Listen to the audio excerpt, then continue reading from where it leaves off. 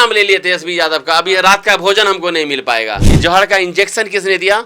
लालू यादव। मुसलमानों को ऐसा इंजेक्शन दे दिया, भाजपा से तुमको खतरा है, इस्लाम खतरे में है। योगी जी आ जाएंगे, अभी जो हो रहा है वो भी बुरा हो जाएगा, मुसलमान को मारा जाएगा, योगी जी आ जाएंगे। भाई तेजस्वी यादव को कहना चाह रहे हैं कि 18 पर है ना बाबू, दे दो हिस्सा, 40 को सीट दो विधायक मुसलमान को, जो हमारा राष्ट्रीय प्रतीक है उस पर प्रहार नहीं होना चाहिए। अगर ऐसा ये मुसलमान है ही नहीं, बहुत ही दोगला कमीना है, और खाएगा क्या? जब पैसा फेंक दो पैसा घर से निकाल के, भूखले मर जाएगा।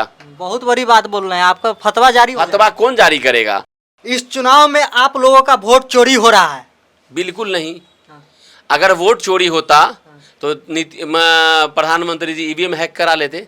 इस विपक्ष के बाद कोई मुद्दा ही नहीं है, तो ये झूठ का मुद्दा बनाए हुआ है। भैया पूरा उतर गए हैं, सारे आपका नेता उतर गया है, सबको गुमराही में है। सारा विपक्ष जो है सबको गुमराह कर दिया। जिसे लालू यादव ने बिहार के मुसलमानों को गुमराह किया, फिर वही हवा चलाना चाह रहा है, जो हवा चलेगा नहीं। चिराग बुझ चुका है, लालू यादव का लालटेन बुझ चुका। लालू यादव का लालटेन बुझ चुका है।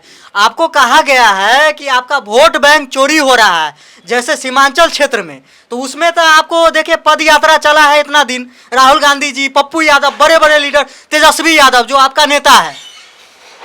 तेजस्वी यादव मेरे नेता हो गए? क्या नाम ले लिए तेजस्वी यादव का? अभी रात का भोजन हमको नहीं मिल पाएगा, उसका नाम लेते हैं आप? अच्छा, क्या बात करते हैं भाई। हमारे नेता नहीं है? हमारे नेता है माननीय प्रधानमंत्री नरेंद्र दास मोदी। हमारे नेता है नीतीश कुमार, जो बिहार के रियल हीरो हैं, विकास पुरुष हैं, बिना जात के, धर्म के, समाज के, उन्होंने हर समाज की तबका के लिए काम किया है। मैं उनका फैन हूं।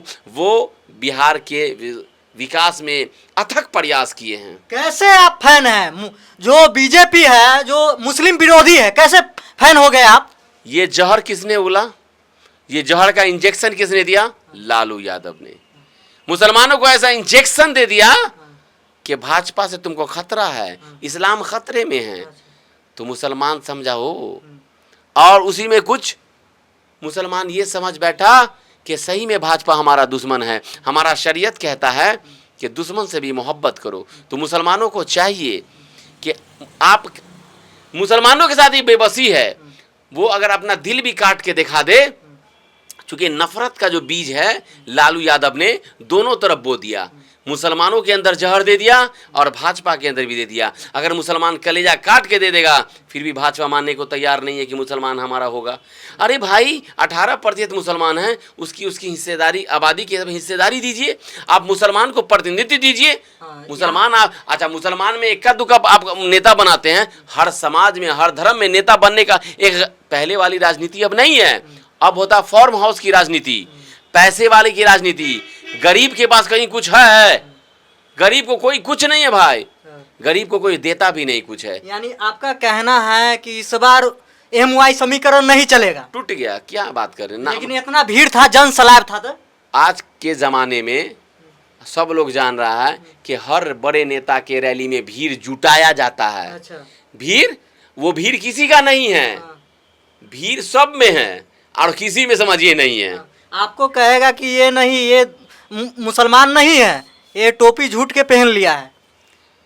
अल्लाह कहता है कुरान में, ला इलाहा इल्लल्लाह मुहम्मदुर रसूलुल्लाह, मतलब इबादत के लायक कोई नहीं है अल्लाह के सिवा, सिर्फ अल्लाह की इबादत करनी है, और मोहम्मद अल्लाह के रसूल हैं। तो मुसलमानों को सिर्फ पहले कलमा तौहीद पे अमल करो। पहला, इस्लाम के 5 खंबा हैं, 5 सतून हैं। पहला है कलमा तौहीद। तो मुसलमान पहला पॉइंट मान रहा है, वही को नहीं मान रहा है, तो फिर मुसलमान का हालात बदतर नहीं होगा। इसीलिए मुसलमान आज अछूत हो गया। देखिए ना, अभी मैं कहना चाहूँगा आपके माध्यम से अख्तरुल ईमान साहब को कि आप क्यों जलील हो रहे हैं और मुसलमानों को भी जलील करवा रहे हैं। आपने न्योता पर न्योता, लेटरबाजी की, चिट्ठी नहीं कुछ हुआ तो आप ढोल नगारा लेके पहुँच गए। शरीयत क्या कहता है कि जब कहीं इज्जत नहीं मिले वहाँ से दामन समेट लो। आप छोड़ दिए उसके हाल पर और अपना लड़िए अकेला, तो मुसलमान भी देखेगा कि कौन गतब आ गया, तो भी नहीं समझ रहे हैं। तो इस बार तो आपको कहा जा रहा है जैसे में कि जैसे आप सपोर्ट कर रहे हैं बीजेपी को, वैसे तो हिंदू राष्ट्र के बढ़ावा दे रहे हैं। अगर हिंदू राष्ट्र बन जाता तो इसमें क्या दिक्कत है? पूरे दुनिया में कितना इस्लामिक देश है, तो वहाँ हिंदू को दिक्कत है? आपको निकाला जाएगा।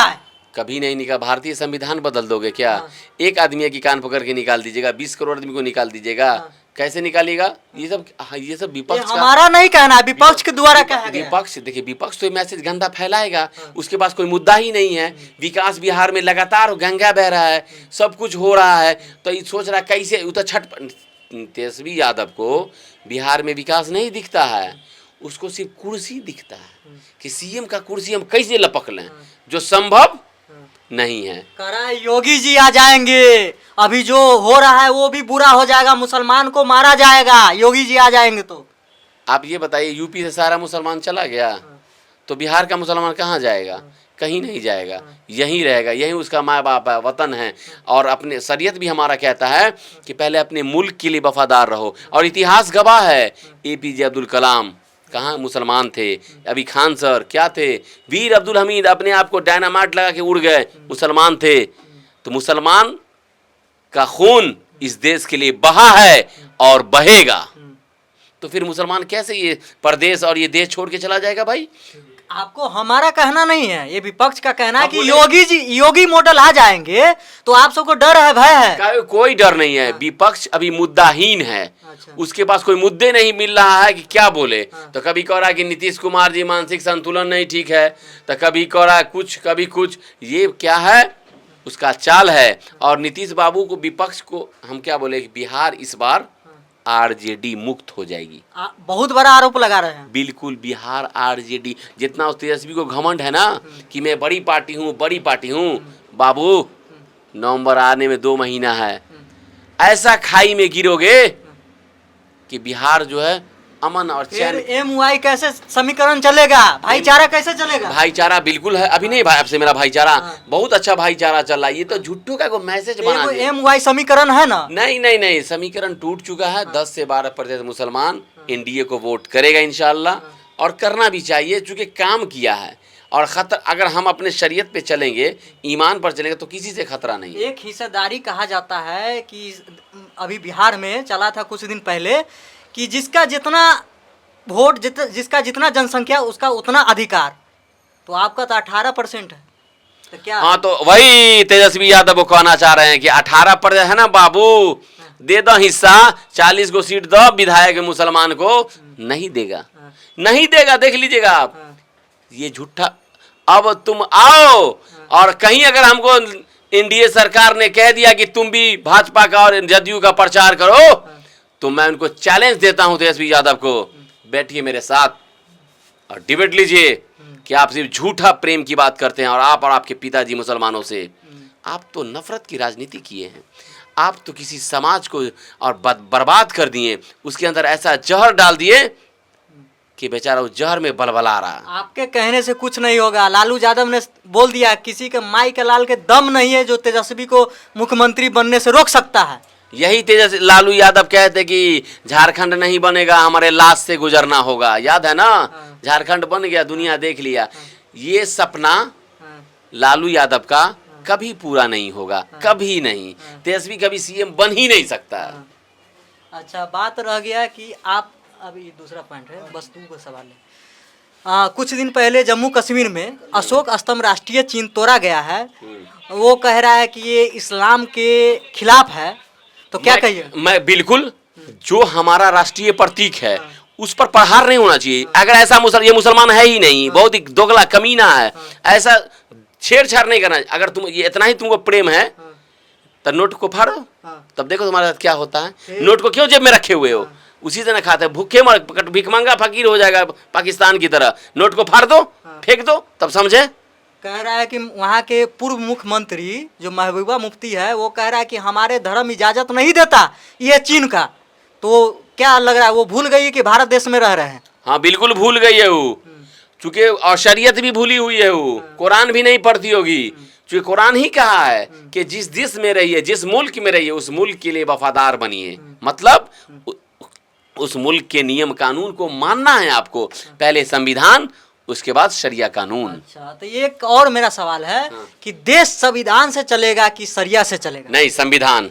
संविधान, देश संविधान से चलता है। मैं संविधान में विश्वास रखता हूँ, संविधान का समर्थन करता हूँ। तो उमर अब्दुल्ला क्यों बोला है कि यहाँ का लोगों को सताया गया है? लोगों को सताया गया तो अशोक स्तंभ राष्ट्रीय चिन्ह को तोड़ दिया।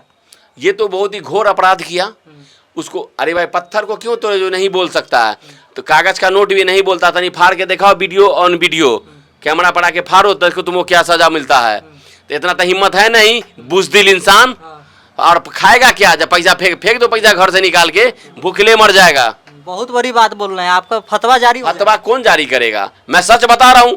तुम देश के नोट को फाड़ोगे, देशद्रोह का केस होगा, पर तुम खाओगे क्या? भिखमंगा हो जाएगा पाकिस्तान के। आपके सामने मैं राष्ट्रीय चिन्ह तोड़ दिया तो वो कुछ भी कर सकता है। अभी सबके सामने है ना, अभी चल रहा अगर है। हिम्मत है तो 500 के नोट को बोलिए फाड़ेगा, देखिए उस पर क्या कार्रवाई होता है। और फेंक दो अपने घर के सारे पैसा को, तो क्या खाओगे? पत्थर चाटोगे, मट्टी खाएगा? पैसा इज्जत करने की चीज है, उसकी इज्जत करो। उस पर भी तो अशोक स्तंभ है, तो उस पर निशान हटा दो। कहता है कि भारत में देश का मुसलमान सेफ नहीं है। बिल्कुल पूरी तरीके से सेफ है, मुसलमान को कोई खतरा नहीं है।